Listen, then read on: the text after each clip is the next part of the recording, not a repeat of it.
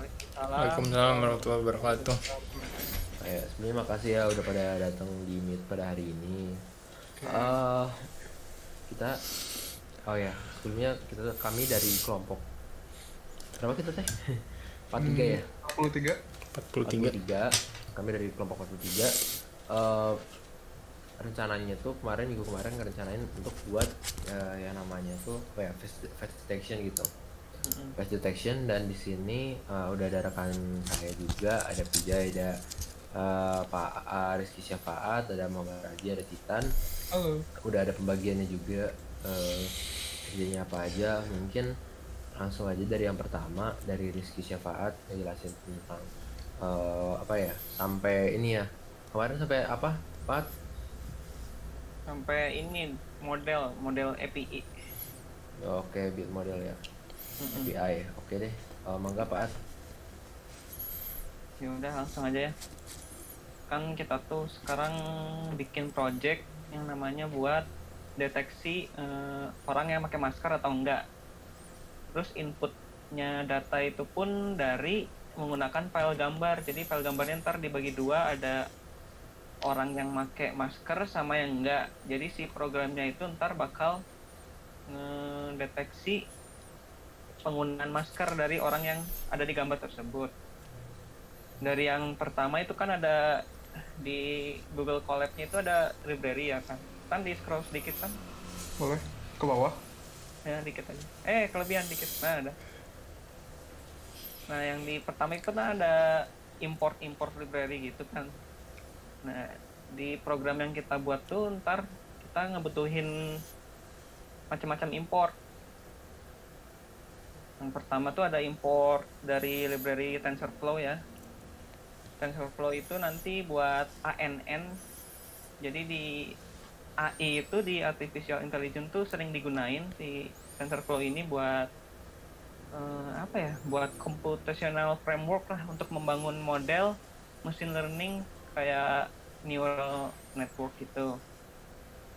Terus di situ ada import Matplotlib ya. Matplotlib itu buat 3D Python yang nanti ngasilin gambar publikasi di dalam format hard copy gitu. Ntar buat ngedeteksi si maskernya sih. Nanti ada gambar yang lingkarin si maskernya gitu lah. Pokoknya buat gambar aja Matplotlib. Terus di situ ada NumPy ya, NumPy. NumPy itu library juga, itu buat numerical Python. Jadi yang library ini tuh fokusnya pada scientific computing atau buat ngitung-ngitung ntar. Contohnya yang ngitung buat array juga bisa. Pokoknya buat ngitung lah seperti matematika. Terus ada import datetime. Datetime tuh udah sering didengar juga buat library dipanggil jika dibutuhkan juga. Buat ini sih buat waktu aja kalau datetime. Terus ada import from PIL, itu buat import image kan, nanti butuh input image tuh yang orang-orang tadi pakai masker. Nah itu menggunakan PIL itu buat import image yang bakal dideteksi itu. Terus ada ipython.display. Display itu buat konsol yang lebih interaktif lah, yang lebih lengkap dibandingkan konsol Python biasa. Terus lanjut ke bawah, Titan. Ini mungkin kita pas aja dulu ya. Ini nampinya ke copy paste kayaknya gitu. Oh betul, betul Oh, iya. Titan. Oke. Lanjut lagi Rizky. Ke bawah, ke bagian input data. Oh, input ya. Kelebihan. Kelebihan. Oh ini. Nah udah itu. Nah udah. Jadi di input data kan kita menggunakan image kan, tadi filenya tuh berbentuk PNG. Nah, file image-nya itu atau file gambarnya itu disimpan di Google Drive. Jadi buat ngeakses ke Google Drive-nya itu menggunakan itu ada pada Google Colab ada trainer sama folder itu. Yang pertama trainer itu buat trainnya, terus foldernya buat validation. Jadi di isinya itu ntar bakal image atau gambar yang gambarnya itu bergambar orang menggunakan masker sama atau tidaknya. Nah, ada validasi lah di situ. Validir itu ada validasi. Terus selanjutnya datapad. Scrolling udah. Datapad sama ada data count. Itu buat ngakses si rendernya yang di atas itu tadi. Aksesnya itu sepanjang list sepanjang list data gambar atau sebanyak file gambarnya itu PNG yang tadi kata saya PNG format file gambarnya. Terus ke bawah lagi ada class name ya, class name np.array numpy.array. Class name itu isinya tuh ngambil nama folder yang dari Google Drive, nama foldernya juga sama. Buat ini juga buat kasih tahu kalau file yang keaksesnya itu data count kayaknya gitu. Buat kasih tahu kalau filenya keakses itu data count.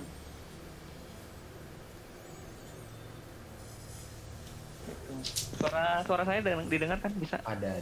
Jelas Bapak. Terdengar, masih terdengar. Oh iya. Masih terdengar, masih menyimak. Jadi misal yang ada di foldernya pakai masker atau sama folder yang nggak pakai masker. Jadi ntar dibedain biar aksesnya gampang. Terus ke bawah itu ada batch size, img height, img width, image shape. Itu buat ini sih ngeset gambar aja. Dari ukuran gambar sama shape-nya bagaimana. Udah sih itu buat ya intinya buat setup gambarnya aja. Selanjutnya mungkin ada bagian model, build model. Jadi model yang kita gunain tuh API-nya tuh pakai keras. Jadi si modelnya tuh bisa dipakai ngetrain data. Tapi sebenarnya API bisa dipakai, tapi harus dibuat lagi si modelnya. Nah, modelnya itu sebagai berikut gitu. Sebenarnya API itu disediain dari TensorFlow, dari library TensorFlow, cuman harus dibuat model lagi. Gitu sih. Sudah, selanjutnya ada pre-processing dari Vijay Cezapangestu, silakan. Oke, baik, terima kasih Saudara Rizky Syafaat sudah menjelaskan sebelumnya. Selamat sore teman-teman.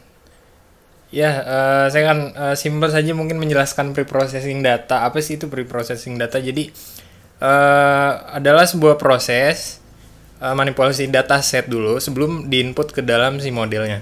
Nah, di baris pertama ada sebuah variable image underscore generator yang diassign oleh tf.keras.preprocessing.image data generator. Apa sih itu? Jadi fungsinya itu buat menghasilkan kumpulan data gambar tensor dengan augmentasi data waktu nyata.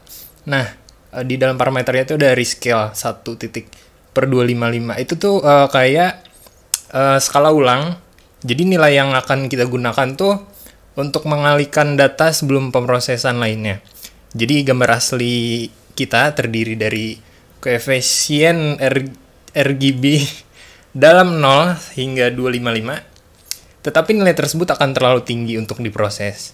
Jadi kita menargetkan dari 0 dan 1 sebagai gantinya dengan menskalakan dengan 1/255 faktor. Seperti itu. Oke, lanjut. Di bawahnya ada variable train data image generator.flow from directory. Nah, di sini kita menginputkan juga klasifikasi dan kriterianya. Ada yang pertama ada directory yang desain dengan train_dir. Itu untuk harus di style dan terintegrasi ke tempat kelas N folder yang kita inginkan. Nah, dalam hal ini kan kita menggunakan online storage ya di Google Drive buat datasetnya. Itu terdapat di Google Drive.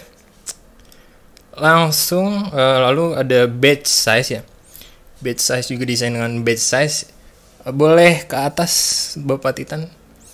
Nah, batch size yang sudah dibangun oleh Saudara Rizky Syafaat adalah 64, maka kita batch size-nya juga dimasukkan dengan 64. Seperti itu. Jadi dipakai di pre-processing ya. Betul sekali Bapak. Untuk kriteria batch size itu apa sih? Jadi sebuah jumlah gambar yang akan dihasilkan dari generator nanti per batch-nya itu berapa? Dalam hal ini 64. Nah, di bawahnya lagi ada shuffle di set through. Jadi karena di set through adalah kita mengacak urutan gambar yang dihasilkan. Kalau kita tidak ingin mengacak urutan gambar yang kita hasilkan, maka bisa diatur dengan false. Terus ada target size dimasukkan dengan image height dan image img width yang sudah dibuat juga oleh Saudara Rizky Syafaat. Betul sekali di atas berjumlah 224. Ya. Lanjut lagi target size itu. Jadi target size itu ukuran gambar, jadi sebuah masukan. Jadi setiap gambar yang akan diubah ukurannya ke ukuran yang telah kita sesuaiin tadi. Oke, ada kelas juga. Nah, kelas juga sebenarnya bisa di setel binary jika kita memiliki dua kelas untuk diprediksi. Kalau kita kan di sini untuk kasus ini di set ke dalam list untuk diproses dengan perhitungan pada kelas names yang bertipekan array di atas. Lalu selanjutnya masuk ke file underscore data, itu validasi data. Kurang lebih sama seperti di atas. Direktorinya juga desain dengan validasi dir. Batch size juga sama. Demikian target size juga sama. Kelasnya juga sama. Oke, mungkin kurang lebih seperti itu untuk penjabaran processing datanya. Tadi kan itu file data ya, Ceza ya? Betul. Wah, mungkin ngejelasin, membantu aja sih. Oke, jadi boleh. di validasi data itu ntar outputnya tuh ngebedain yang pakai masker sama yang enggak gitu ya? Gitu ya, Ceza? Betul, Saudara Pak 0 dan 1.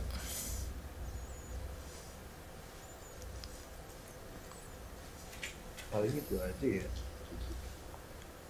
prosesnya. Baru gitu. Udah paling itu aja. Sisanya berarti kita tinggal nge-training datanya ya. Nanti nyari lagi metode gimana cara nge-training datanya. Ini udah sampai pre-processing, baru habis itu ngitung akurasi. Berarti ada Titan mungkinannya. Ya, bisa. Banget kan training. Paling itu aja sih kayak progres kita sampai saat ini. Paling bisa selesai lah 2-3 hari kemudian. Amin. Jaya.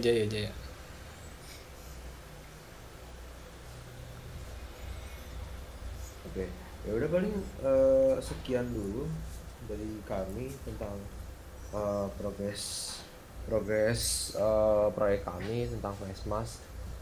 Paling nanti bakal dipublish, videonya juga bakal dipublish. Ini bakal dipublish di YouTube ya? Iya.